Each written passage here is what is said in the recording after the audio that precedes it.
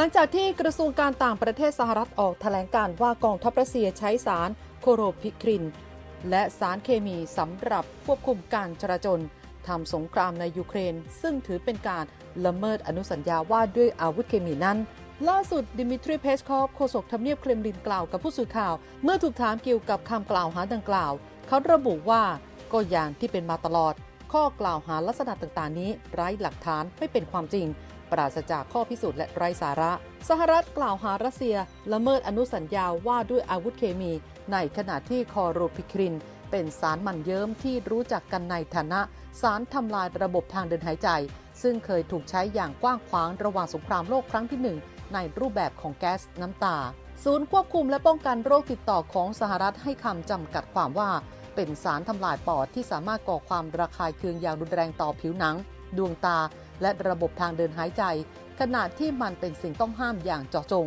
โดยองค์การห้ามอาวุธเคมีหน่วยงานที่บังคับใช้อนุสัญญาว่าด้วยอาวุธเคมีกระทรวงการต่างประเทศสหรัฐระบุเมื่อวันที่1 พฤษภาคมว่าการใช้สารเคมีลักษณะดังกล่าวไม่ใช่เหตุการณ์ที่เกิดขึ้นเพียงครั้งเดียวและน่าจะเป็นหนึ่งในกลยุทธ์ซึ่งกองทัพรัสเซียใช้มาระยะหนึ่งแล้วเพื่อให้เกิดความได้เปรียบทางยุทธวิธีในสมรภูมิที่อยากจะขับไล่กองกำลังยูเครนออกจากฐานที่มั่นที่หนาแน่นต่างๆเพสคอฟเองก็กล่าวตอบโต้เมื่อวานนี้ว่ามอสโกได้ลงนามและให้สัตยาบันรับรองอนุสัญญาว่าด้วยอาวุธเคมีซึ่งการผลิตและใช้อาวุธเคมีเป็นสิ่งที่ไม่ชอบด้วยกฎหมายรัสเซียยังคงมุ่งมั่นในพันธสัญญาต่างๆภายใต้กฎหมายระหว่างประเทศทั้งนี้เพสคอฟยังเอ่ยถึงมาตรการคว่ำบาตรรอบใหม่ของสหรัฐที่กำหนดเล่นงานนิติบุคคลในจีนและประเทศอื่นๆที่ตะวันตกกล่าวหาว่าบริษัทต่างๆเหล่านั้นให้ความช่วยเหลือกับปฏิบัติการรุกรานของรัสเซียเขาบอกว่ามันจะไม่มีทางขัดขวางมอสโกจากการกระชับความสัมพันธ์แน่นแฟ้นยิ่งขึ้นกับพันธมิตรต่างๆนอกตะวันตกสหรัฐกำลังเดินหน้าออกแรงกดดันประเทศต่างๆเหล่านี้บริษัทและองค์กรต่างๆที่กำลังได้รับผลกระทบแต่มันไม่อาจก่อความวุ่นวายแก่พัฒนาการความสัมพันธ์ทวิภาคีระหว่างประเทศเรากับประเทศเหล่านี้